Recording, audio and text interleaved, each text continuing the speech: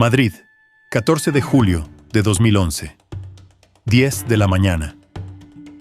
Un equipo policial de la UDF irrumpe en una mansión del exclusivo barrio de Conde Orgaz. La vivienda está protegida por un sistema de cámaras de seguridad de última generación. Artemio López Tardón, tuerto desde un ajuste de cuentas, repite con tranquilidad: "No van a encontrar nada. Está equivocado". Los agentes detectan irregularidades en el suelo. Empiezan a picar. El parqué cede. Bajo medio metro de hormigón, sellados al vacío para evitar la putrefacción. 19 millones de euros en billetes de 50, 100 y 200. 700 paquetes de plástico. Es la mayor incautación de efectivo en un solo registro en toda la historia de España y Europa.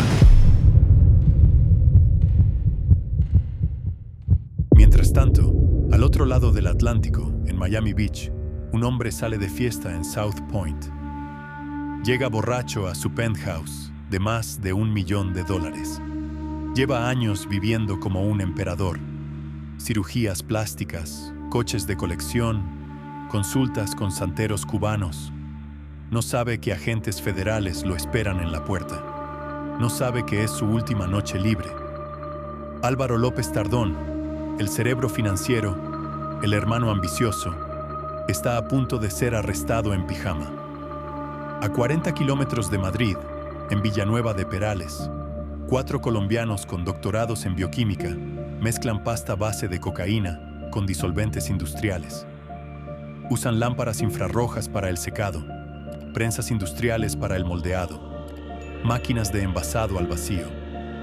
El laboratorio, protegido por perros, micrófonos direccionales y escoltas armados con pistolas rusas, es el más sofisticado jamás descubierto en suelo europeo. Aún no ha procesado su primer kilo. No tendrá oportunidad. 3 operaciones policiales simultáneas en 2 continentes. 2 años de seguimientos. Un objetivo: desmantelar la franquicia del narco que transformó España en el puente estratégico entre Sudamérica y Europa. Esta es la historia de los Miami, la familia que no solo importó cocaína, sino que importó el modelo de negocio completo del cartel de Cali. La banda que convirtió la santería afrocaribeña en protocolo operativo. La organización que demostró que Madrid podía ser tan letal como Medellín. El 14 de julio de 2011, cuando la operación Azaleas reventó las puertas de múltiples domicilios en Madrid y Miami, nadie en las fuerzas de seguridad podía anticipar la magnitud de lo que estaban a punto de descubrir. No era simplemente una banda más de narcotraficantes españoles. Era algo diferente. Era una estructura que había tomado el manual operativo de los grandes cárteles colombianos y lo había adaptado, perfeccionado y expandido en territorio europeo. Era la confirmación de que el narcotráfico global había evolucionado. Ya no se trataba de organizaciones verticales con capos visibles, sino de redes corporativas con especialización funcional, blanqueo intercontinental y capacidad logística que rivalizaba con empresas multinacionales legítimas. El operativo fue el resultado de 2 años de seguimiento meticuloso. La UDF española, el FBI estadounidense y la Fiscalía de Miami habían coordinado cada movimiento, cada escucha, cada análisis financiero. La pista no había comenzado con drogas ni con violencia. Había comenzado con dinero, con transacciones inusuales, con propiedades de lujo adquiridas en efectivo, con cuentas bancarias que se activaban y desactivaban con patrones sospechosos. La policía aplicó una máxima del combate al narcotráfico de alto nivel. Si quieres cazar al pequeño traficante, sigue la droga. Si quieres cazar al gran traficante, sigue el dinero. En 36 horas de trabajo ininterrumpido en el chalet de la Avenida de las Azaleas, los agentes extrajeron de 2 zulos practicados bajo el suelo casi 25 millones de euros en efectivo. Tuvieron que usar una excavadora para romper el hormigón. El dinero no estaba simplemente escondido, estaba preservado. Cada fajo había sido sellado al vacío con tecnología industrial para evitar humedad, hongos, deterioro. La vivienda entera era una caja fuerte. Las cámaras de seguridad monitoreaban cada ángulo, cada acceso, cada movimiento en un radio de 50 metros. Los zulos tenían mecanismos de cierre hermético. Todo había sido diseñado para resistir registros policiales prolongados. Pero el dinero físico era solo la superficie. Debajo había capas. Sociedades pantalla en España y Estados Unidos. Propiedades inmobiliarias en Madrid, Miami, Colombia. Concesionarios de coches de lujo usados como lavanderías. Bufetes de abogados fabricando contratos falsos. Testaferros controlando activos. Tripulantes de vuelo transportando efectivo en maletas diplomáticas improvisadas. Un empresario del ocio nocturno distribuyendo cocaína a través de restaurantes, gimnasios y discotecas. Y en Villanueva de Perales, un laboratorio que representaba el salto cualitativo definitivo. La capacidad de procesar pasta base directamente en Europa, eliminando intermediarios colombianos, maximizando márgenes, controlando calidad.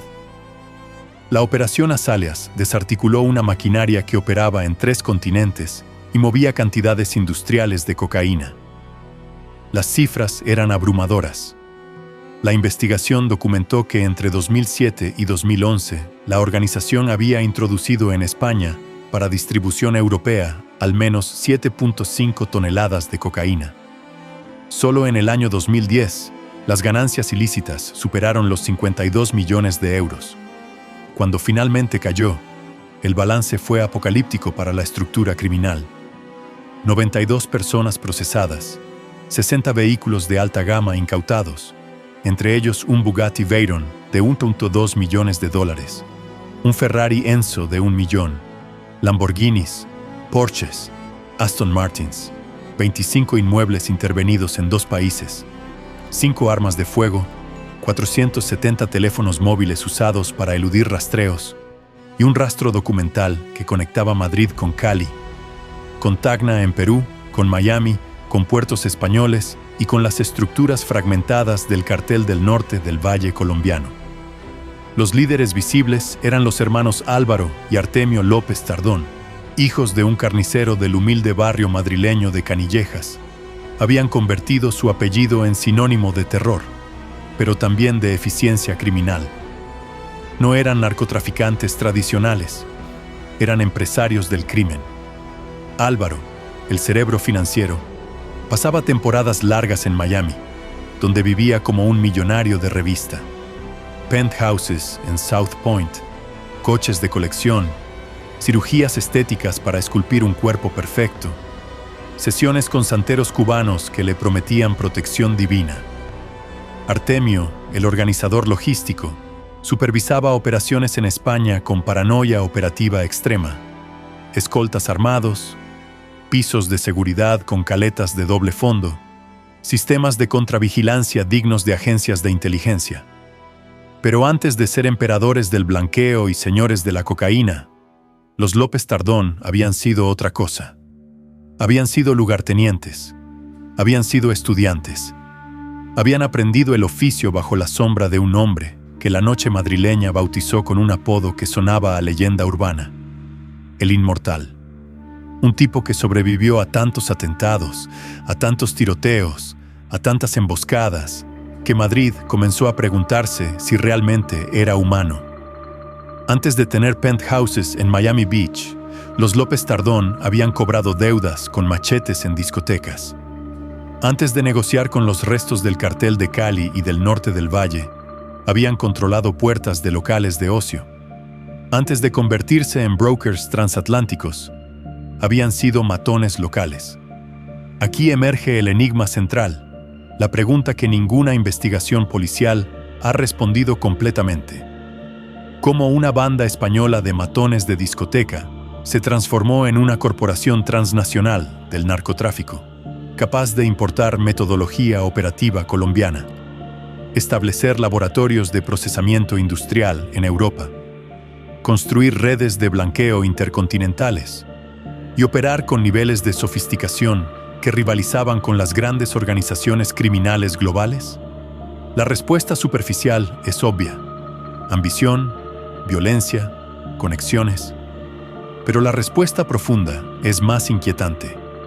No está solo en la capacidad de hacer daño, está en la capacidad de aprender, de copiar, de perfeccionar, de importar no solo un producto, sino un sistema completo. Los Miami no inventaron el narcotráfico. Lo industrializaron en suelo europeo. No descubrieron el blanqueo de capitales. Lo sofisticaron hasta convertirlo en arquitectura financiera invisible. No fueron los primeros en usar violencia para controlar mercados. Fueron los primeros en combinar violencia con corporate governance, estructura celular, especialización funcional y protocolos de seguridad dignos de una multinacional. Y en el centro de todo esto, inexplicablemente, había algo más, algo que las fuerzas policiales tardaron años en entender. La santería, una religión afrocaribeña de origen yoruba que para Ana María Cameno, la reina de la coca, no era folclore, era protocolo de toma de decisiones. Que para Álvaro López Tardón no era superstición, era infraestructura psicológica para operar bajo estrés extremo. Vicente Orlando Cardele, el santero cubano de Álvaro, no era un charlatán aprovechado, era un miembro funcional de la organización, alguien cuyas consultas determinaban movimientos de millones, cronogramas de envíos, decisiones estratégicas. Cuando Cardele fue arrestado en el Aeropuerto Internacional de Miami en enero de 2011, intentando contrabandear 21.000 euros en efectivo, el FBI no comprendió inmediatamente lo que habían capturado. No era un correo cualquiera, era el eslabón psicológico. Su caída desestabilizó a Álvaro. Sin su santero, sin sus consultas a Obatalá y Changó, sin sus rituales para ahuyentar el mal, Álvaro perdió su ancla. Y 6 meses después, cuando los federales entraron a su penthouse, él estaba borracho, desorientado, vulnerable. La santería no lo había salvado, pero había estructurado su realidad durante una década. Este es el enigma final. Los Miami no solo importaron cocaína colombiana a España, importaron una cosmología completa. Un modelo de negocio, sí, pero también una fe, una forma de entender el riesgo, una manera de organizar decisiones en entornos donde la ley no existe y la traición es moneda corriente. Demostraron que el narcotráfico global del siglo XXI no es solo logística y violencia, es cultura, es adaptación, es la capacidad de trasplantar sistemas completos de un continente a otro y hacerlos funcionar en contextos radicalmente diferentes. Ahora la pregunta que Madrid no quería hacerse en julio de 2011, mientras los agentes sacaban millones del suelo de una mansión, era simple y aterradora. Si los Miami pudieron hacerlo, ¿cuántas otras organizaciones están haciendo lo mismo en este momento? Para entender los Miami de 2011, hay que retroceder a mediados de los años 90, cuando Madrid era territorio en disputa y la noche estaba controlada por hombres que no negociaban, imponían.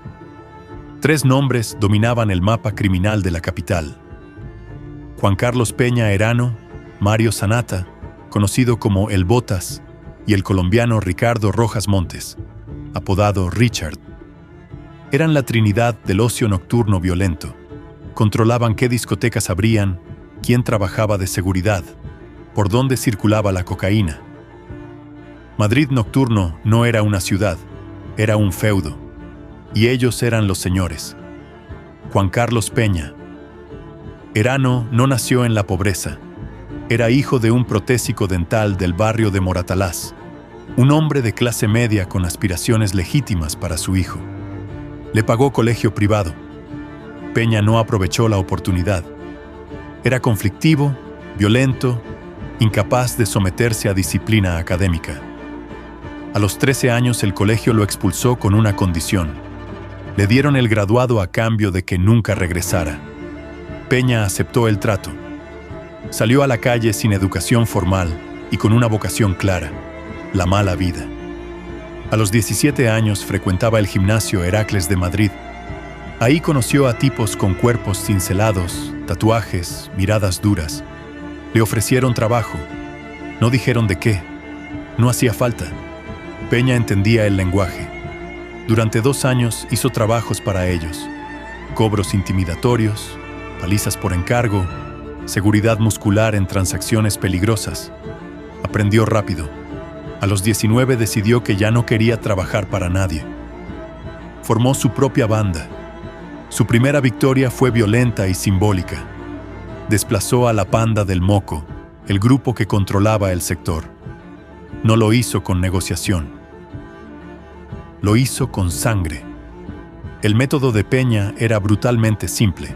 Controlaba la seguridad de discotecas y locales de ocio mediante intimidación absoluta. Las víctimas no denunciaban porque sabían que la represalia sería peor que el crimen original. Peña cobraba a empresarios el 30% de lo recaudado para resolver problemas. Deudas impagas, competidores molestos, empleados problemáticos. Era un servicio completo de violencia tercerizada. Y funcionaba. Madrid Empresarial aprendió que era más barato pagar a Peña que enfrentarlo. El reclutamiento de los Miami era metódico y perverso. Peña reclutaba en gimnasios, buscando físicos imponentes y mentes moldeables. Los seleccionaba por fuerza bruta, pero también por hambre. Necesitaba gente que no tuviera nada que perder. Los entrenaba, los adoctrinaba. Les enseñaba que la violencia no era salvajismo, era herramienta profesional. Bajo su mando, la banda se expandió por Madrid, luego por Marbella, Ibiza, la Línea de la Concepción. Cobraban por seguridad, distribuían droga, castigaban competidores. Cada vez que alguien intentaba desafiarlos, los Miami respondían con una brutalidad que servía de advertencia pública. En 1996, la policía ejecutó una redada masiva. Arrestaron a 18 miembros de la organización.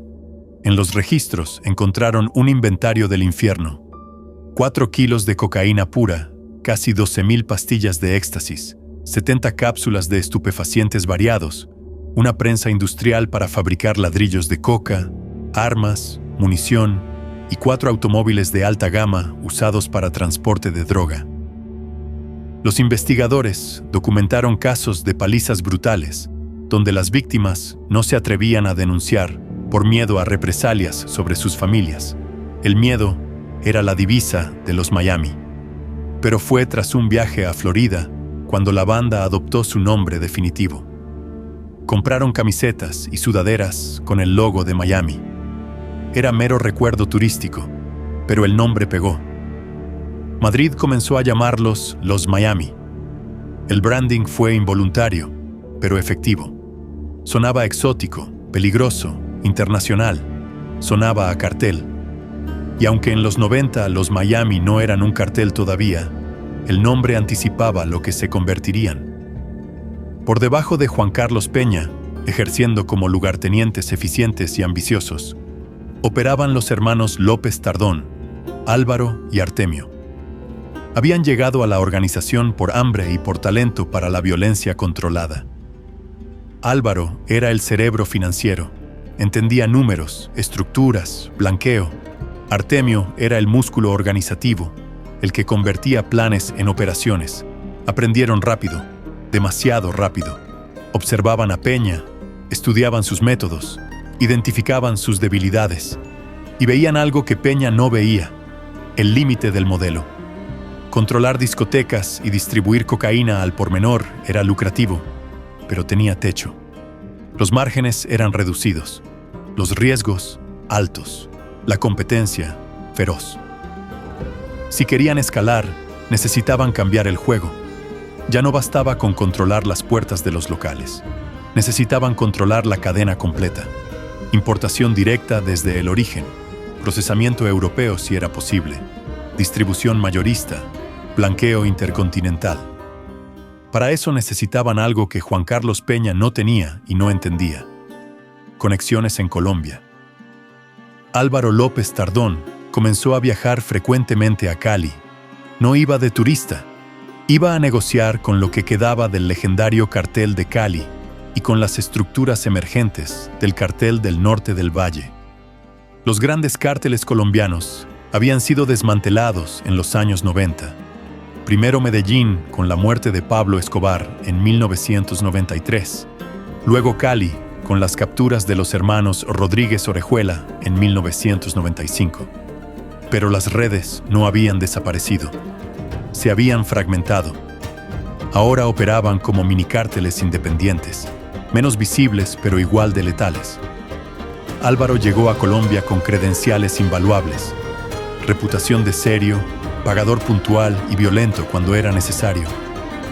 En el mundo del narcotráfico, donde los contratos son informales y las deudas se cobran con balas, esa combinación era moneda de cambio. Negociaba envíos de toneladas, pagaba al contado, nunca fallaba. Si una partida era incautada o robada, Álvaro asumía la pérdida sin reclamar. Eso lo hacía confiable, eso lo hacía valioso, eso lo hacía peligroso. Pero las ambiciones de los López Tardón colisionaron con la autoridad de Juan Carlos Peña. Y en el mundo de los Miami, las colisiones no se resolvían en reuniones, se resolvían con sangre. En 2004 estalló la guerra interna. Las tensiones habían crecido durante meses. Los López Tardón querían más autonomía, más territorio, más control sobre las operaciones internacionales. Peña se negaba. Veía en ellos lo que cualquier líder criminal teme: sucesores prematuros. La ruptura fue violenta y pública. Una tarde de marzo, Artemio López Tardón fue secuestrado en plena calle Príncipe de Vergara, una de las avenidas más transitadas de Madrid. Lo metieron en un coche, lo llevaron a un lugar no identificado. Durante 24 horas lo torturaron, le dispararon en una pierna, le desfiguraron el rostro, lo abandonaron cerca de los juzgados de Plaza Castilla, consciente pero destrozado. Perdió la visión del ojo izquierdo. Las heridas físicas sanarían eventualmente. La humillación jamás. La venganza no se hizo esperar. En noviembre de ese mismo año, varios sicarios abrieron fuego contra el Porsche de Juan Carlos Peña. Fue un tiroteo cinematográfico en pleno Madrid. Peña sobrevivió. El inmortal honraba su apodo, pero meses después sufrió lo que él siempre describió como un atentado disfrazado de accidente de moto. Perdió el control del vehículo a alta velocidad. El impacto fue brutal.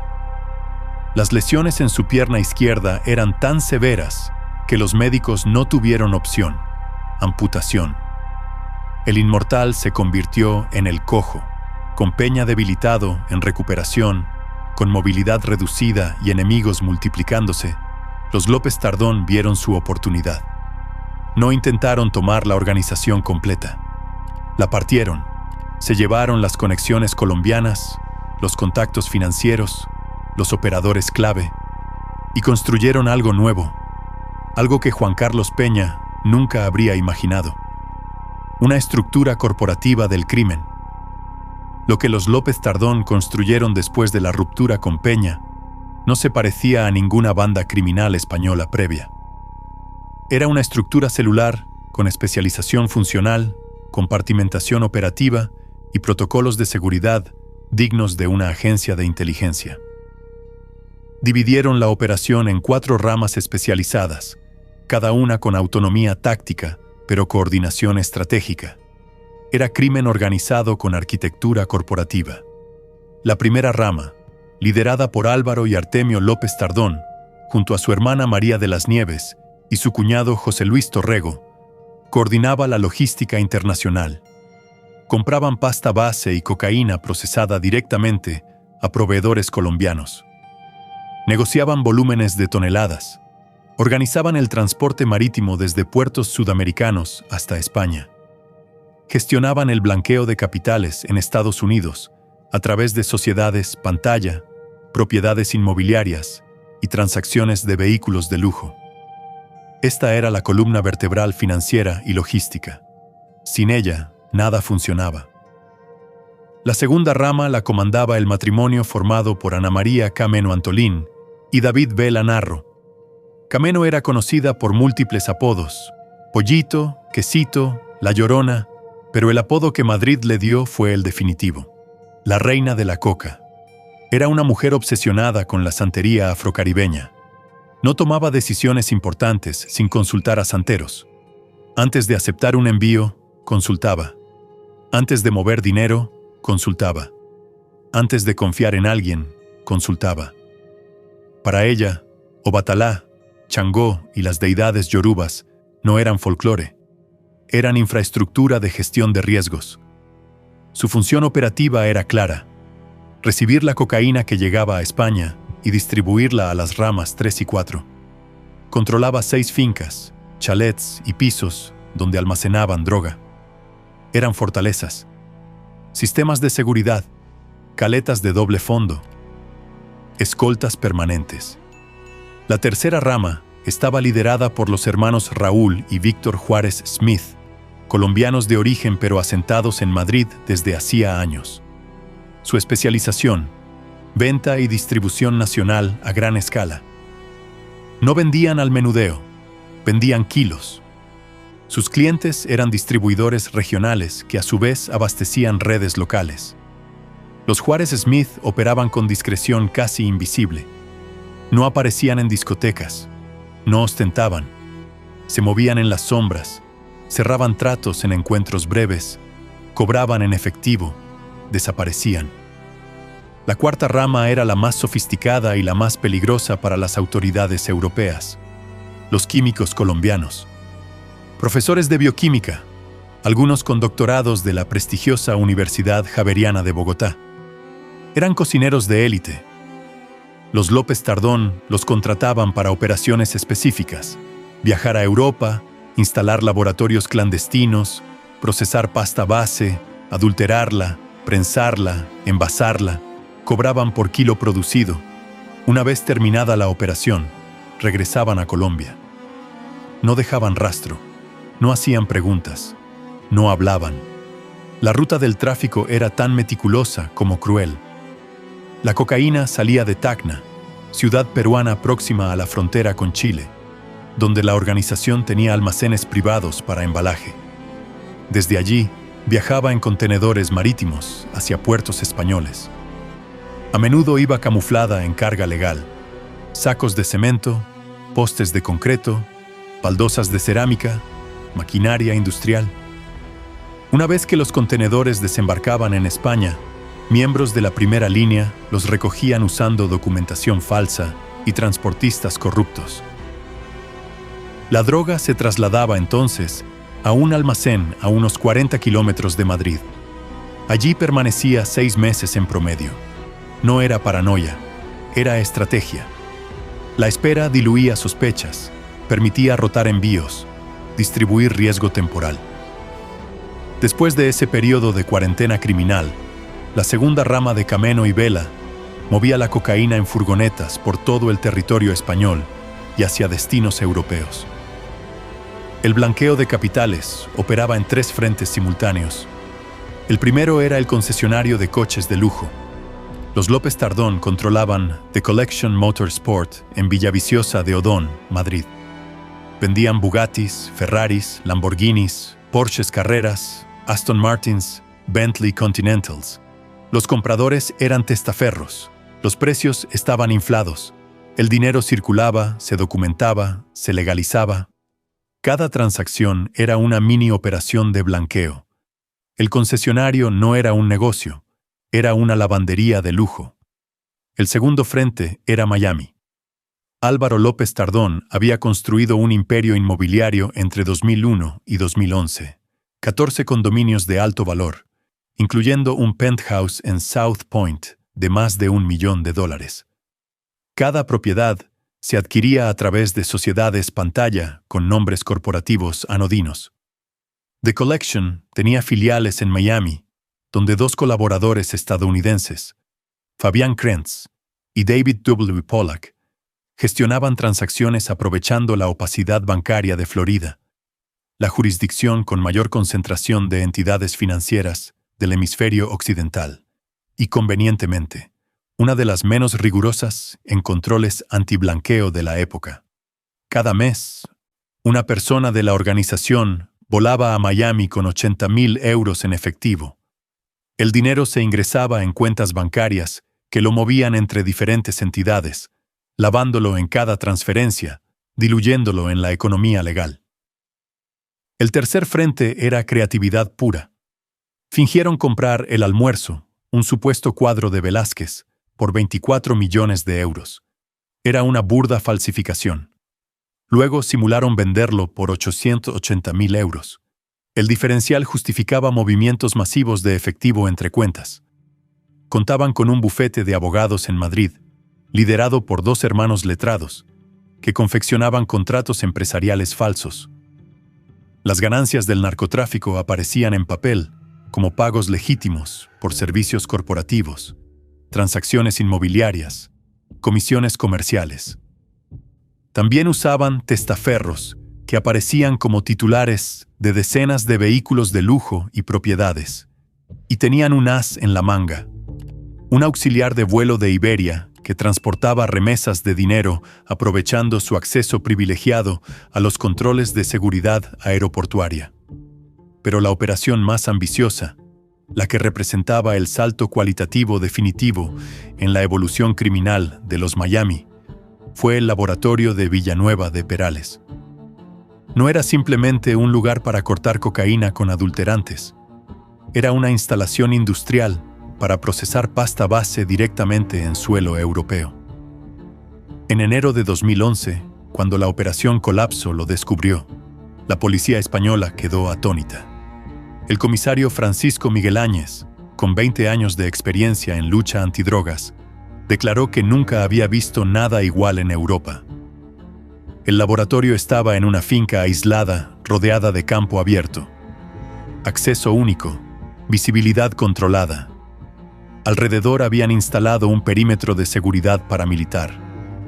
Perros guardianes, micrófonos direccionales para detectar aproximaciones, cámaras de vigilancia, escoltas armados con pistolas semiautomáticas de fabricación rusa y machetes de gran tamaño nunca antes vistos en delincuencia organizada española.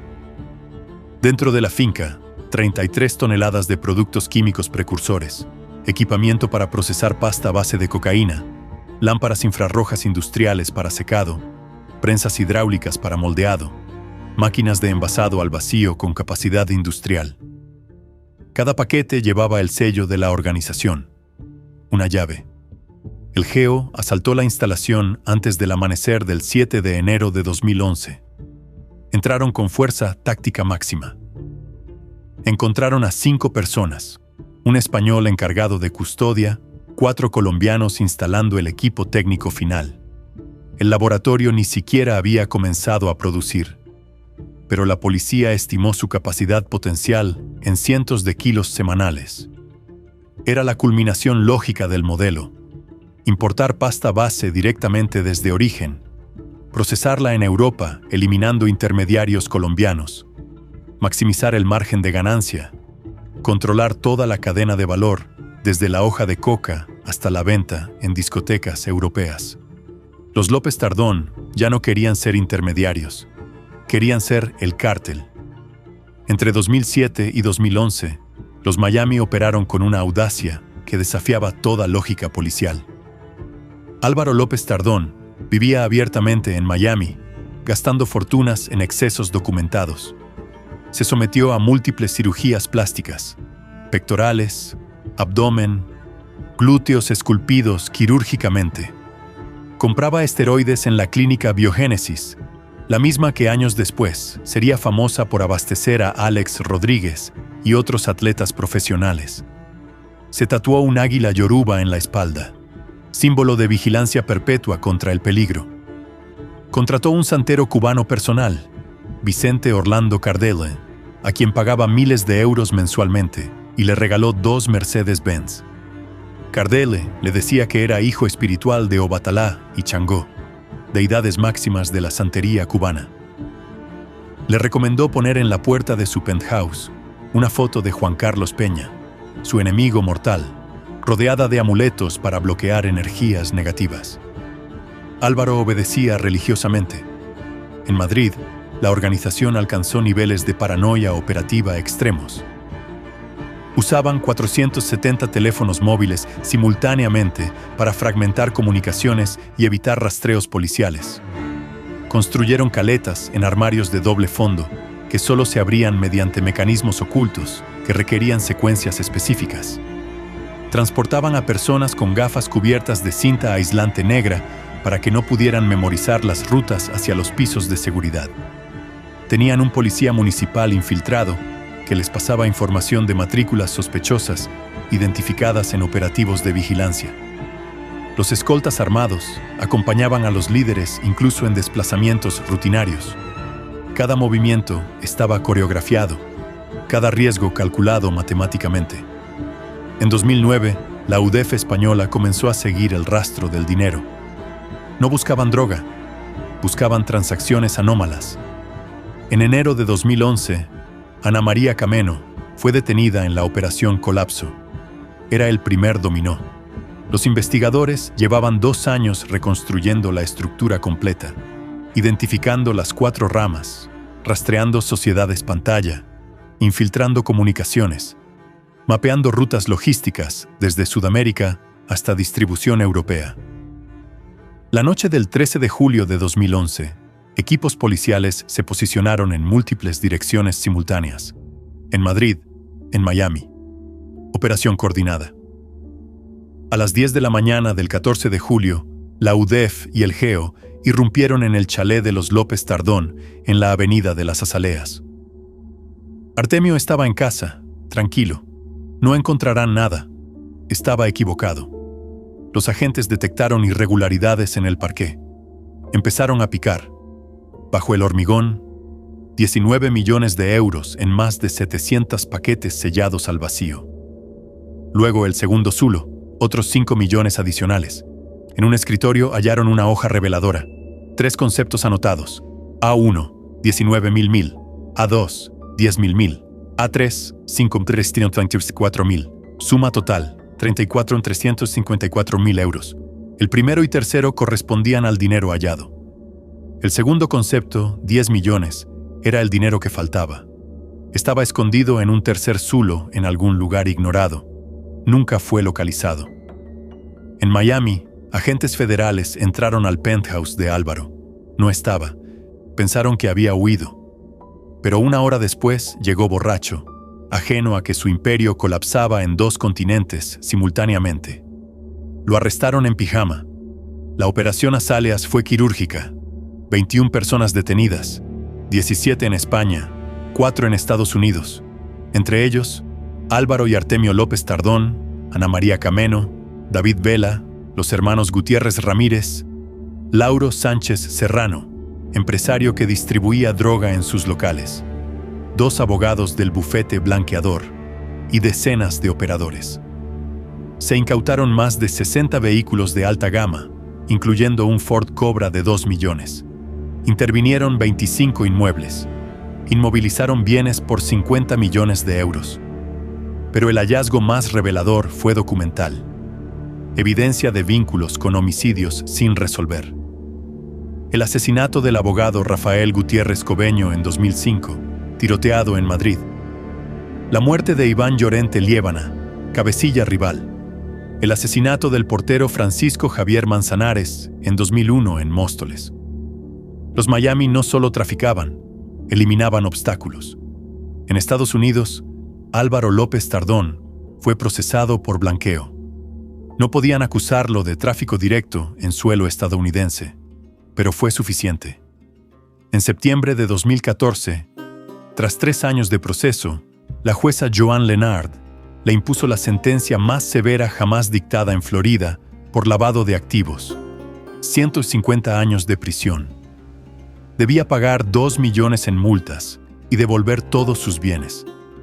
Álvaro descubrió que ni la santería ni los millones compraban libertad. En España, el proceso fue más lento. Artemio y otros 91 procesados enfrentaron cargos de narcotráfico, blanqueo, delitos fiscales, falsedad documental, tenencia de armas. El juicio no comenzó hasta marzo de 2023, más de una década después. 66 de 81 acusados llegaron a acuerdos con la Fiscalía. En octubre de 2024, las sentencias, Ana María Cameno, 5 años. Artemio López Tardón, absuelto de narcotráfico, condenado a 3 años por blanqueo con multas de 85 millones. Las condenas fueron polémicas. La fiscalía había pedido 39 años para Cameno, 46 para Artemio. La audiencia consideró que no había pruebas suficientes para demostrar quién había introducido exactamente la cocaína. Podían demostrar blanqueo y estructura, pero no el tráfico con contundencia legal exigida. Los Miami cayeron, pero su legado permanece. No como organización, sino como modelo. Demostraron que era posible trasplantar la metodología operativa de los cárteles colombianos al corazón de Europa. Que la cocaína no necesitaba procesarse en Sudamérica. Podía hacerse en Madrid, en fincas con escoltas y santeros. Que el blanqueo intercontinental era viable usando sociedades pantalla, coches de lujo, condominios en Miami y abogados corruptos. España descubrió que su territorio no era solo tránsito, era destino, laboratorio, central de operaciones, y que la amenaza no provenía únicamente de bandas extranjeras, sino de españoles con conexiones internacionales y capacidad de aprendizaje criminal.